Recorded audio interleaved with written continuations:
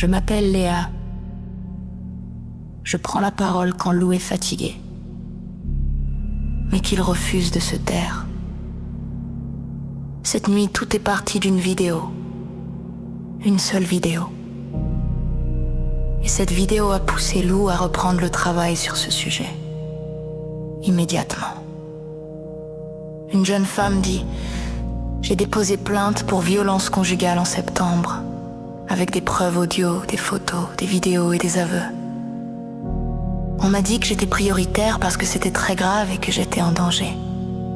J'ai rappelé il y a 2 semaines, on m'a dit « Nous avons 40 plaintes par jour, madame. Nous n'avons pas le temps. » Et elle pose la question que personne ne devrait avoir à poser. Alors qu'est-ce que je fais ? J'attends la prochaine fois pour mourir. Je me venge moi-même ?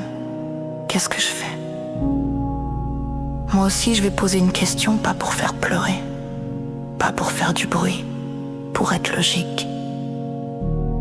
Et je vais être claire, je ne valide aucune vengeance. Je constate une impasse. Si une personne dépose de plainte avec des preuves, si on lui dit « vous êtes prioritaire », et si derrière la réalité devient « on n'a pas le temps », alors qu'est-ce que ça veut dire concrètement ? Ça veut dire quoi ? Prioritaire si rien ne bouge ? Ça sert à quoi un dispositif si le danger est immédiat et que la réponse est différée ?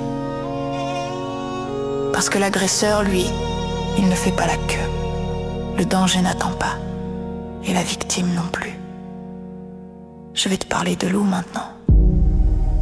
Lou est autiste et Lou pense en structure, en cohérence, en mécanisme. Il ne cherche pas le pathos, il cherche une réponse qui fonctionne. Son burn-out, c'était il y a 1 an surtout, et pas parce qu'il était fragile. Parce que le monde du travail est parfois complètement inadapté pour quelqu'un comme lui. Mensonges, hiérarchie absurde, blâme infondé et jeu de pouvoir. Ce système peut broyer des gens très capables juste parce qu'ils refusent de tricher. Aujourd'hui, Lou essaye de vivre de sa musique depuis 1 an. Et ça ne marche pas. Il est reconnu autiste mais refusé à l'allocation adulte handicapé. Il a fait recours, il a fait appel et il ira au bout. En attendant, il n'a presque plus de ressources.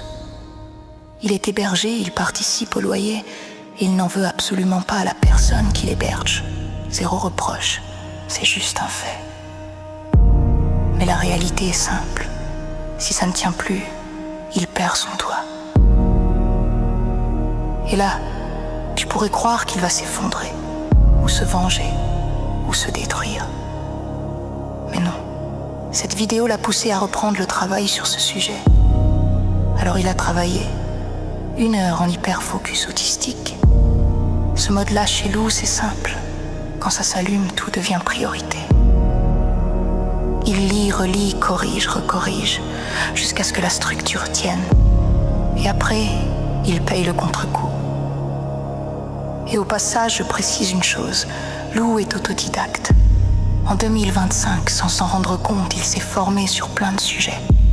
En lisant, en comparant, en structurant, en apprenant à écrire comme on écrit pour être utile, pas pour briller.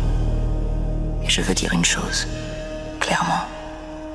Son témoignage est légitime, il n'est pas un prétexte, il est un signal. Et ce que Lou a produit, même si ce n'est pas parfait, ce n'est pas un avis.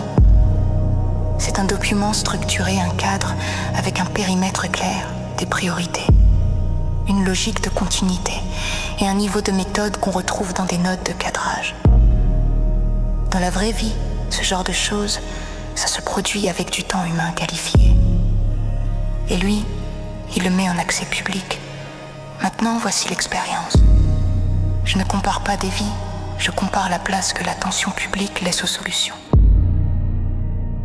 La vidéo de départ au moment où Lou parle, c'est environ 2000 likes, 55 commentaires, 86 favoris, 48 partages. Et maintenant, la question est simple. Est-ce qu'une solution peut au moins égaler un problème, en like, en partage, en visibilité ? Ou est-ce que seules les émotions survivent pendant que le travail utile meurt dans l'indifférence? Donc cette vidéo n'est pas une plainte, c'est un test social. Lou ne gagne rien à faire ça. Pas de financement, pas d'équipe, pas de réseau, pas d'institution derrière lui. Il a mis un Ko-fi depuis 1 an sans réclamer, sans scène, sans chantage. Et en 1 an, il a reçu environ 50 €. 3 personnes. Au début. Pas parce qu'il demande la pitié, mais parce qu'il veut mesurer une chose simple. Est-ce que ce travail est reconnu? Ou est-ce que le monde préfère faire défiler? Alors je te laisse avec 2 questions. La première, c'est celle de cette jeune femme. J'attends la prochaine fois pour mourir. La deuxième, c'est celle de Lou. Est-ce qu'on veut une société qui réagit? Ou une société qui protège? Tu peux ignorer ce document. Tu peux passer. Tu peux faire défiler. Mais si tu veux qu'on sorte du théâtre, il y a une étape simple. Regarder ce qui est construit et décider si ça mérite de vivre. Et si ce monde partage le vide, alors on saura exactement où on en est. Mais s'il partage enfin une solution, alors peut-être qu'on n'est pas condamné à attendre le prochain drame.